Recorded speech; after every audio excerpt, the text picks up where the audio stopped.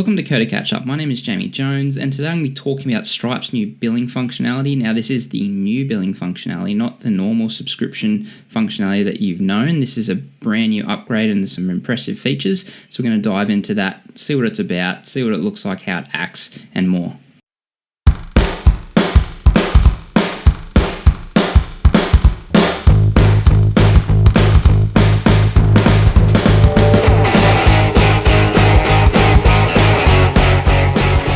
Okay, so I'm super excited about this feature. It only came out not long ago. Now, before I get into it, if you are going to be using this, you do need to upgrade your API version if you are an existing Stripe customer, and there may be some potential breaking changes with your existing code, so something to note there, but you can roll back your API if you need to. But in general, I'm not going to be touching the API side of things. This is all going to be visual, all through the UI.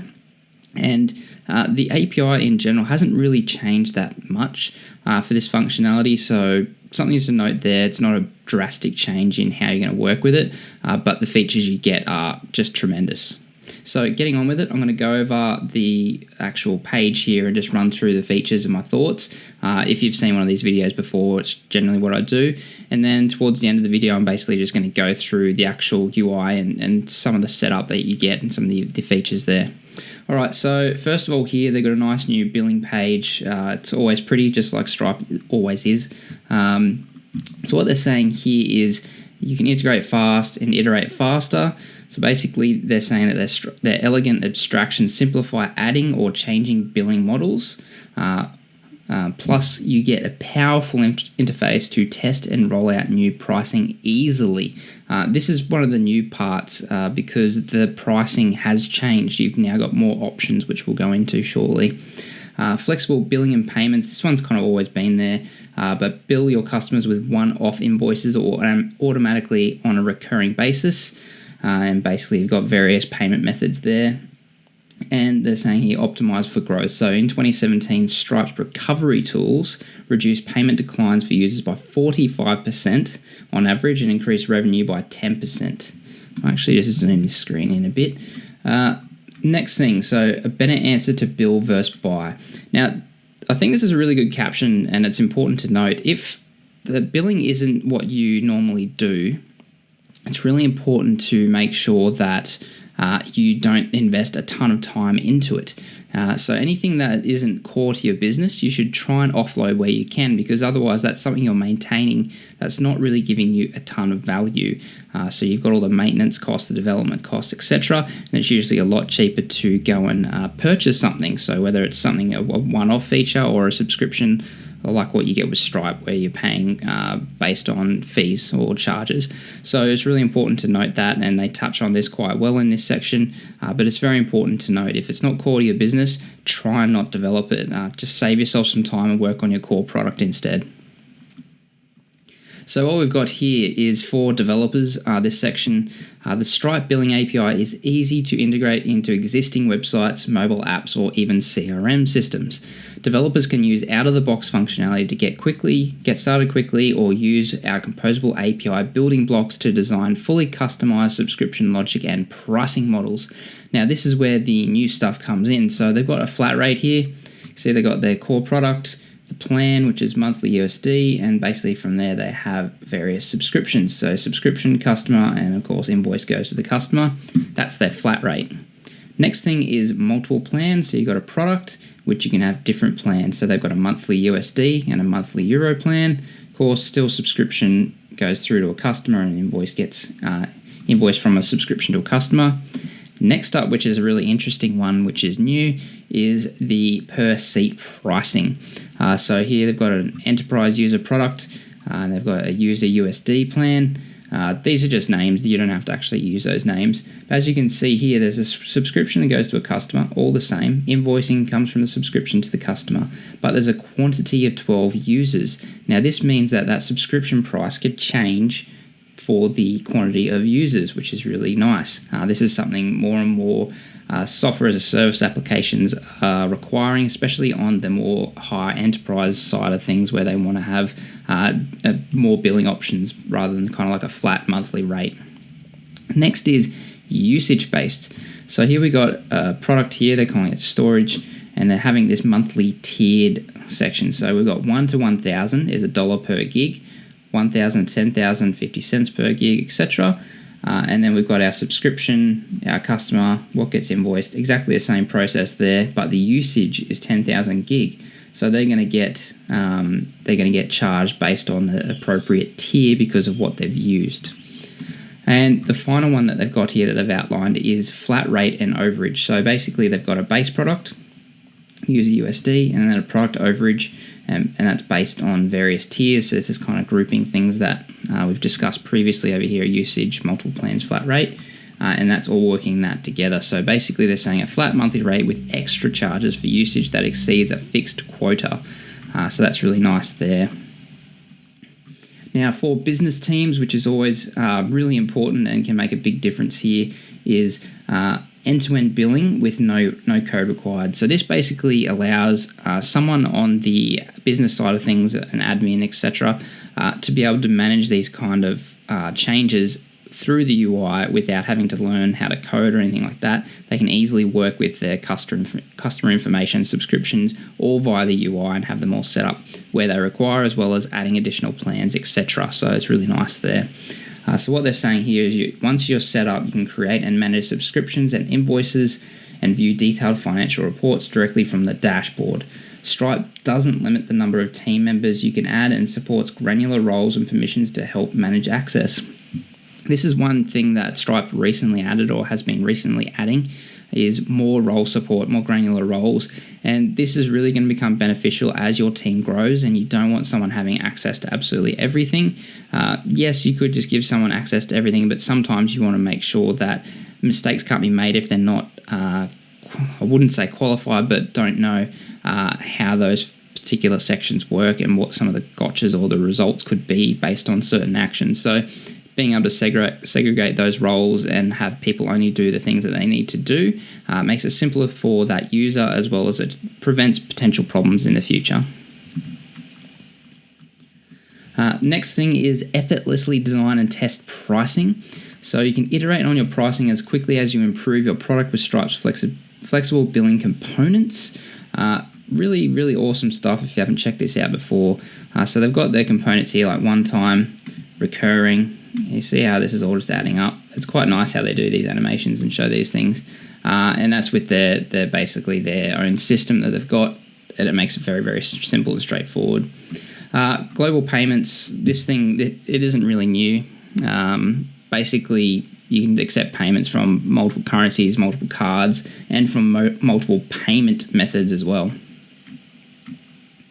Next up, which this is quite new at the moment, it is only US only. I found this when I was testing, but it's still a great feature. So if you're in the States or you're charging US dollars or your customers are US, this is a great feature, and I think this is going to be something really massive once they roll it out to multiple countries.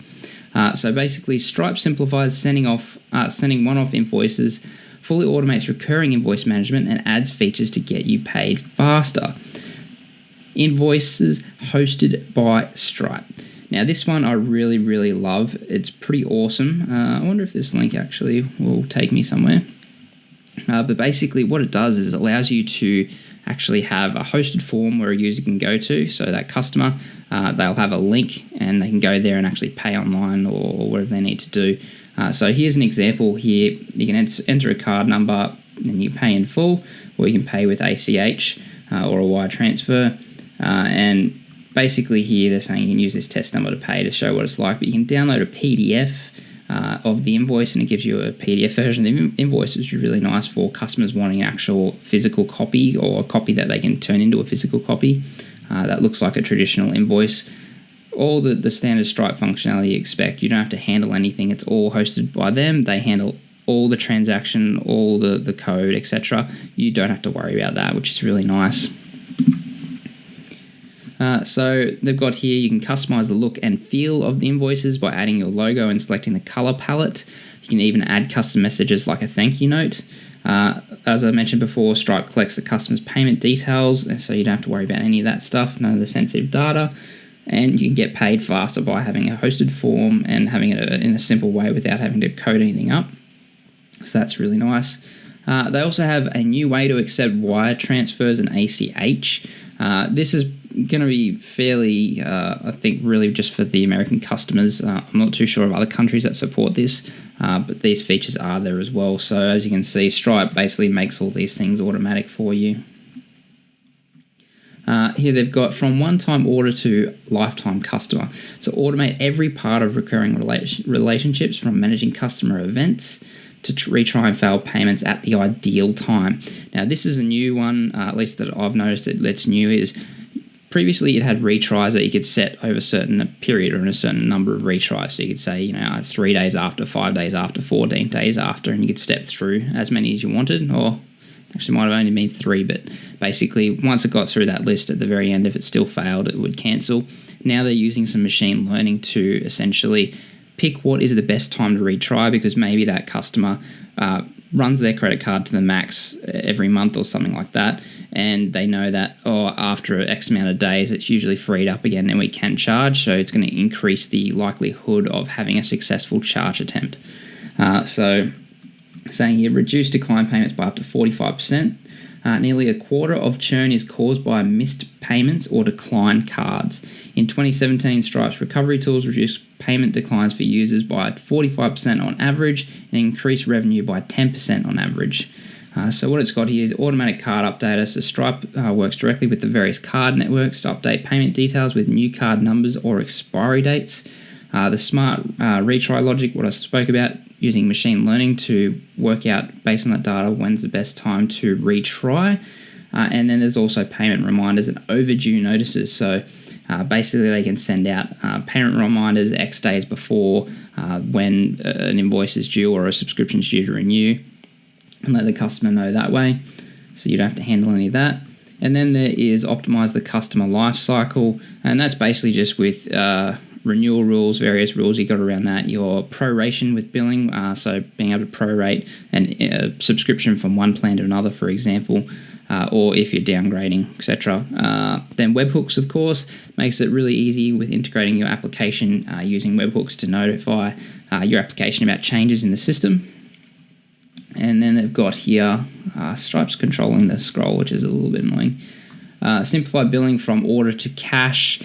So basically, you can focus on your product. This is what the whole thing is, to focus on your product and not worry about anything else. So what they're saying is accept orders from the dashboard, from Stripe JS Elements, Billing API, or their mobile SDKs, which is really nice. For their billing and invoicing, you've got your one-off, recurring, flexible, invoice delivery, hosted invoice pages, of course, US only, sales tax integrations.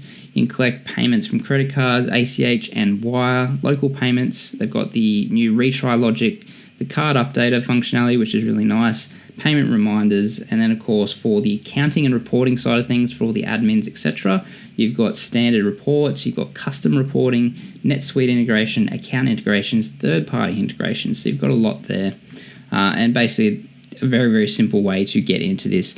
Now, you don't actually need to request a demo. This can just go through as normal. You just go in and you start using it. But this is where the pricing comes in. Now, I'm pretty happy with the pricing they've got here. So on top of your normal fees, so for your charges, you actually got a fee for using this functionality. So at least that's how I understand it. If I've got this wrong, please let me know.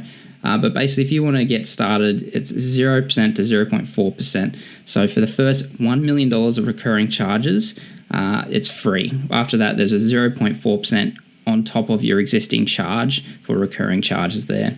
Then if you go up to the scaling side of things, where you're really starting to make a lot of headway with your sales, which by this time, you're not really going to matter about these percentages really. So recurring charges, 0.7%. The only real difference here, it seems like everything's pretty much the same. It's just where you get these discounted ACH and wire fees and NetSuite integration, as well as advanced reporting with Sigma. Now, Sigma is a really awesome tool within Stripe that allows you to do some amazing reporting and stuff like that.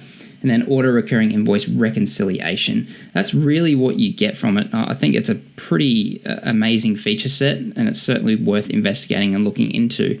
Now, if you are listening to this just via audio, I highly recommend checking out the YouTube channel, because I'm going to go into the actual visual side of things, and it's going to give you a more of an in-depth look. You can still listen along, but you're going to get more value from actually seeing what's on the screen. So it's up to you. Continue listening or flick over to YouTube and give it a watch, because we're just going to run through the basic features and what it's like to work with the system there.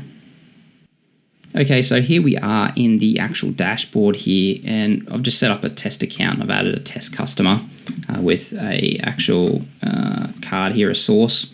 This is all just test cards. So what I'm going to do is go to the billing section. Everything kind of looks the same. They have done some UI updates here, which is quite nice.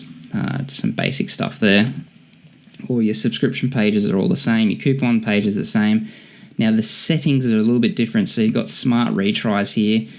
So you can re up to 4 times within X amount of weeks, then finally cancel, or you've got your custom rules, which is what you had previously, or at least what I've known to have as of up until now.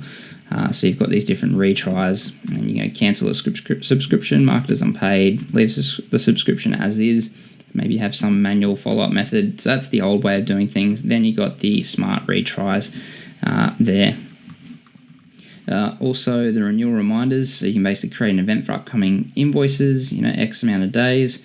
I really wish this was configurable, but I think these cover the most common things: 3-day, 7-day, 15-day, 30-day, 45-day.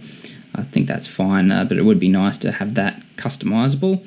And then invoices sent to a customer for manual payments. This is important. It's for the manual payments, not for the automatic recurring. If that's not right, please let me know, but this is just what I've seen so far. This is only really my second look in with it. I've had a first look and a little play around with it before, but there's a lot of changes here and a lot of things, so that there might be some mistakes there. Hopefully I've got it all right.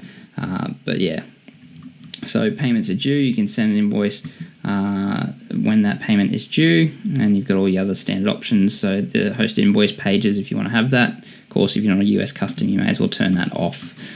So you can accept via ACH, wire transfers, and cards. So where it really comes into its own is this product section. Now, when you upgrade your API, it will say basically, do you want to use products, or you will be switching over to products as opposed to the old subscription system. Although everything seems to work pretty much the same as the old subscription system, except when you're adding subscriptions to a user via the interface, it'll be slightly different, but it's not too different. So I'm going to create a product here. I'm just going to follow their thing, enterprise. The unit label, so this is for something when it presents like a unit, a measurement. It might be seats, it could be whatever. These are completely customizable. It's up to you. I'm going to skip this section. Seats basically the default, I believe, but you could have whatever representation that you want there. I'm going to create this product, and then we can pick a nickname for it. So basically this is something that won't be visible to customers, but it'll help you in the UI or anyone working in the UI to work with it. So what I'm going to do here is for plan, I'm going to do example plan. Really, really thought about that quite well.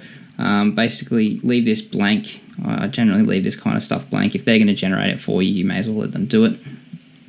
This is where we get into the interesting side of things, so the pricing. So you got recurring quantity, so bill customers based on a quantity set at the beginning of each period. For example, seats for a SaaS product, or there's metered usage, so you can only select one or the other.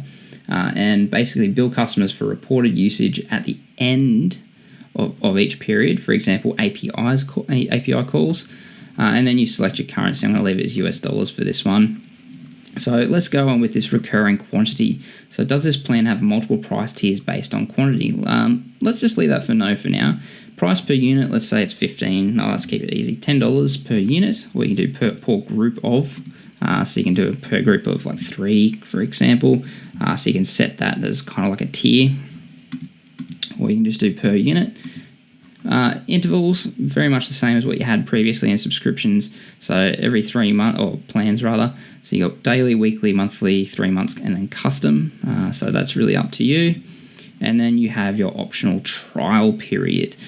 So some subscription plans, you may want to have a trial period of say 14 days or 30 days. It's up to you. You should be able to override this in the API anyway if you need to. And then there's also this nice preview. So for example here, $10 per unit. I type in 2, it shows me that it'll be charged $20 at the beginning of the month. If we go to per group of 3, I charge 1, it's $10, charge 2, $10, charge 3, $10, charge 4, then it goes up to 20. So what this is doing is allowing me to say, okay, if you have a quantity of 3, say if you're doing seat pricing, so the first 3 users, it's going to be $10. Then if you go up to 4 users, we're then going to charge you $20. So it's a really nice feature or a bit of functionality there. Let's go back to 1 on that. Now if we go, does this pricing plan have multiple price tiers based on quantity? Now this is a really powerful feature if you want to basically give discounts with the more quantities that you give, or maybe you want to increase the price more because you're handling more usage, more data, etc. So here, if we go say $10, the total quantity is say up to 1, just a single. Then if we're going to go up to 2, let's say it's 15. I don't know why that's not allowing me to select that.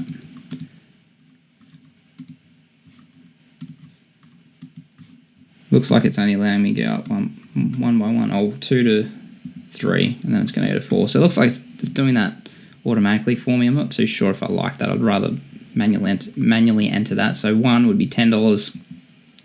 2, so it's $15 each for the 2, and then if I go to 3, goes to $45. So you can see it's adding those extras on. Yeah, I'll see how I feel about that, but it's not bad. I think this gives you a lot of options just from that alone.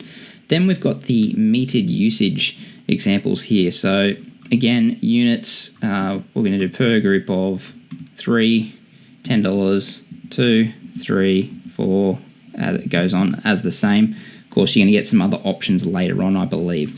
So what I'm going to do here is I'm going to set the quantity of 3 for $10, and I'm going to go back to recurring quantities, and I'm going to go add pricing plan. And there we go, we've got our pricing plan there.